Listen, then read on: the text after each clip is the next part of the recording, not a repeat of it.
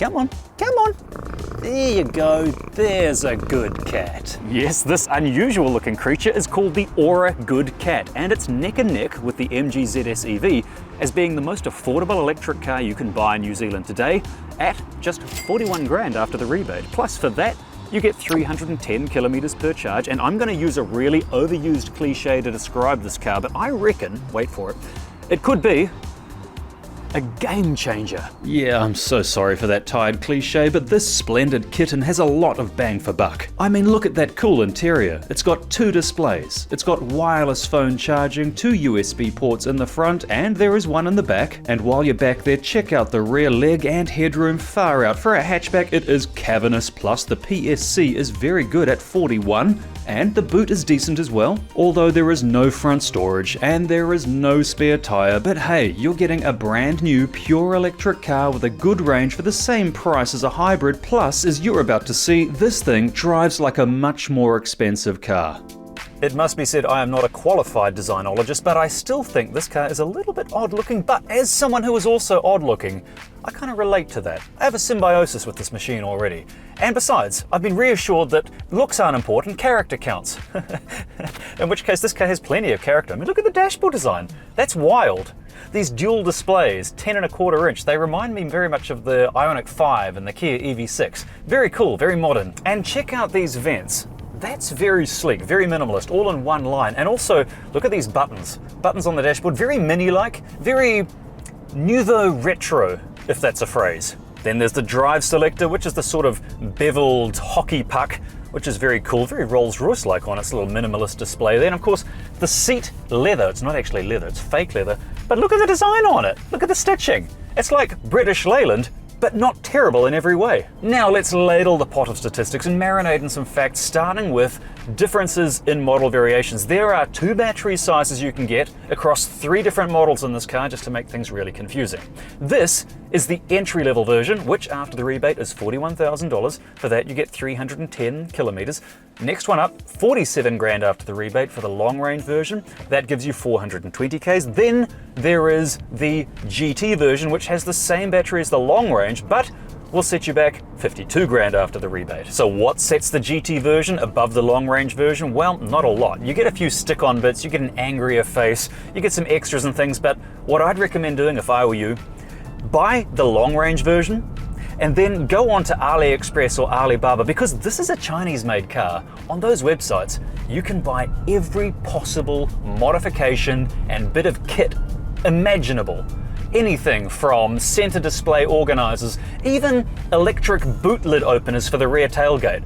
Anything you can think of. But regardless of which model you go for, whether it's the standard range or the long range or the GT, you're gonna get bucket loads of options. Seriously, I'm really impressed with the amount of options this car has as standard. Obviously, you've got the 2 10.25 inch displays in front of you, but you've also got wireless phone charging as standard. You've got Android, Apple and CarPlay Auto as standard.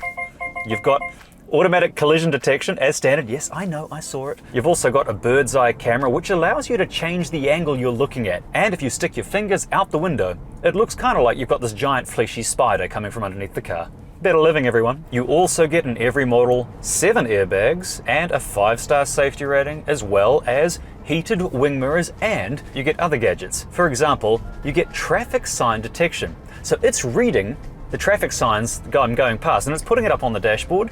Not only that, it's also monitoring my driving. It's got a little set of cameras here in the corner, which is telling the car whether I'm drowsy or not. But what's it like to park? Well, using the cameras, which I can turn on by one of these pre-programmed buttons, you can program to whatever you like, almost.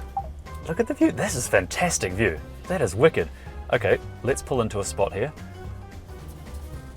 Oh, look, it changes direction depending on the steering wheel.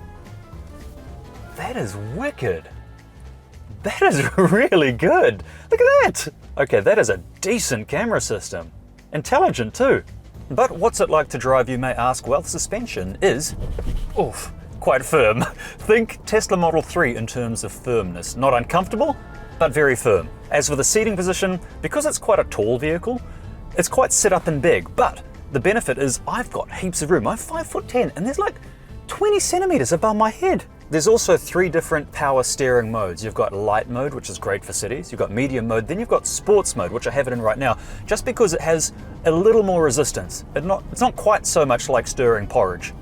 Feels good. However, one little complaint I have is that, like many vehicles that have this dual display here, that if the steering wheel is set down low, and I like the steering wheel to be typically quite low, it obscures a lot of the view. So I have to have the steering wheel up higher than I normally would. And as well as steering modes, I also have driving modes. There's a button down here behind the steering wheel, and if I press that, I've got 3 different driving modes. I've got normal, which I'm in right now. Then I've got sport mode, which makes a cool sporty noise. And does it make any difference to the acceleration? Oh yeah, a little bit. And then of course if I press it again, I have eco mode activated to try and give me as close as possible to that fabled 310 k's per charge.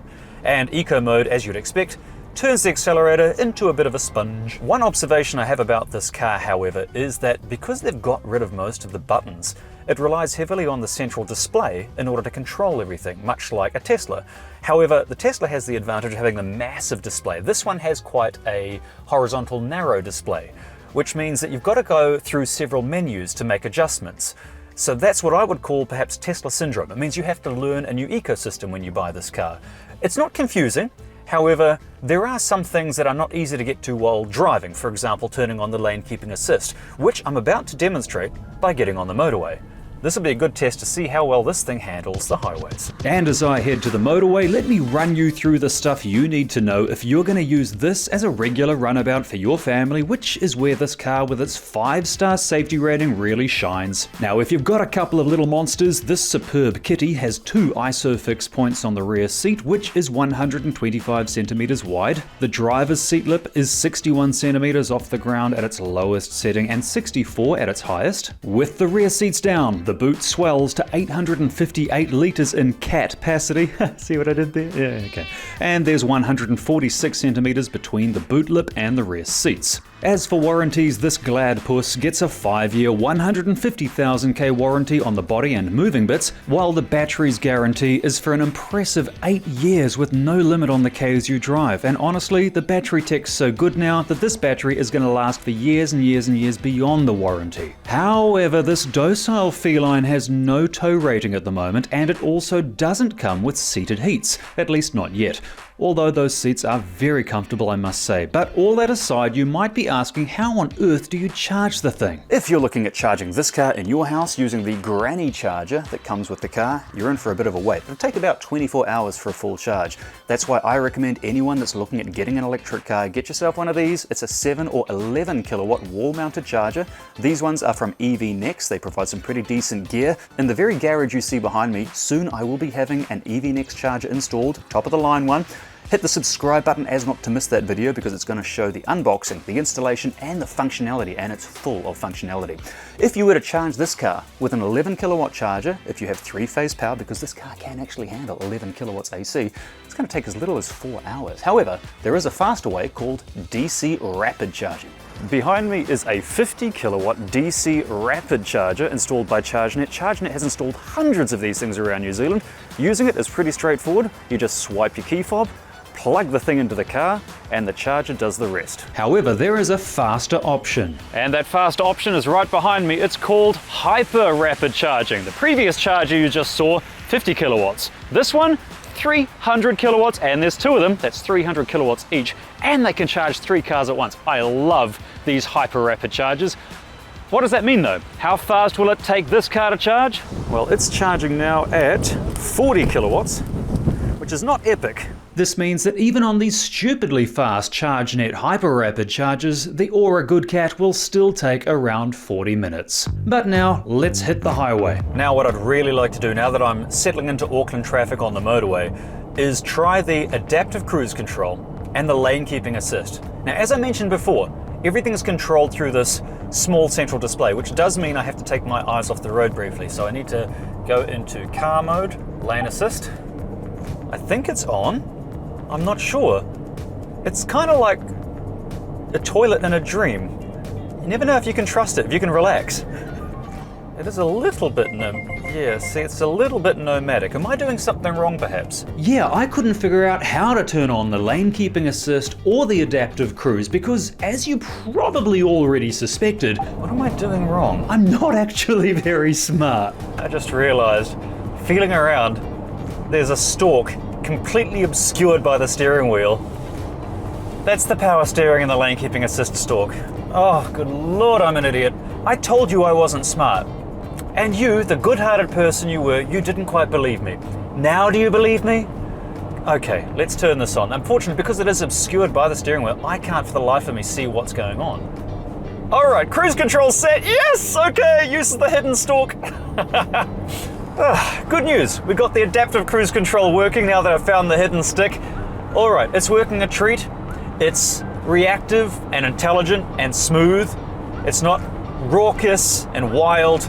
It's not unsettling at all. It's very comfortable, decent system. The gleeful Gato turned out to be a fairly nimble beast with its 126 kilowatt motor giving it a 0 to 100 time of 8.5 seconds. And I wanted to chuck it into some corners, but this week's video is a little shorter thanks mostly to the catastrophic weather. This is turning out to be one of the more complicated car reviews I've done yet. Because of climate change, we're getting increasing freak weather events like this. The motorway's been reduced down to one lane, this giant puddle here. But there is something you can do to help limit the effects of climate change, and it's something I'm doing too, and that is making sure that the electricity that powers your home and perhaps your car comes from climate positive sources. Like Ecotricity. Ecotricity is an electricity provider. However, what makes them different and better than the competition is that they provide electricity that's not only affordable, but also electricity that's super clean. It's not just carbon neutral. They used to be carbon zero certified for ages, but now after years of hard work, Ecotricity is climate positive. Imagine that, a power company that's climate positive. Head to ecotricity.co.nz, sign up today and never look back. Right now, I'm on the motorway doing a very Auckland 7 kilometers an hour.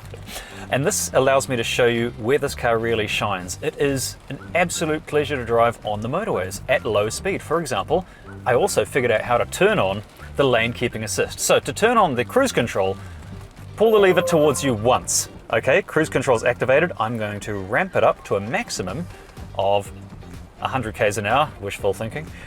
But I figured out how to turn on the lane keeping assist. Just tap the stalk again. And now, it's basically driving itself. It's got level 2 autonomous driving. I can basically relax my hand and it's doing all the work for me. And actually, honestly, it does a very good job. For such an affordable vehicle, it does an excellent job of keeping you in the lane, keeping you safely from the vehicle in front. I'm just relaxing now. Got the heater set just right, which is great because it's miserable and cold and wet. Oh, place your hands on the wheel. Yes, it's still here. And now the car's doing all the driving for me. It's absolutely lovely. But would I recommend it to you, the discerning buyer? Well, it has some big things going for it. It has all the features that I mentioned earlier, plus it has this fantastically smart adaptive cruise with this cool display that shows you everything going on around you. It's a very smart little car, but it's also very comfortable, very spacious, great family car, but its biggest draw card, and you know what it is, it's the price. 41 grand for this model after the rebate. It's very tempting. And you know what makes it even more tempting is that it is basically the same price as a great deal of hybrid hatchbacks. But you never ever have to go to a gas station ever again if you buy this car, unless of course you want to buy an $8 pie for some reason. Overall, this thing is just very good value for money. It's a good deal. It's a very good cat. Aren't you a good cat?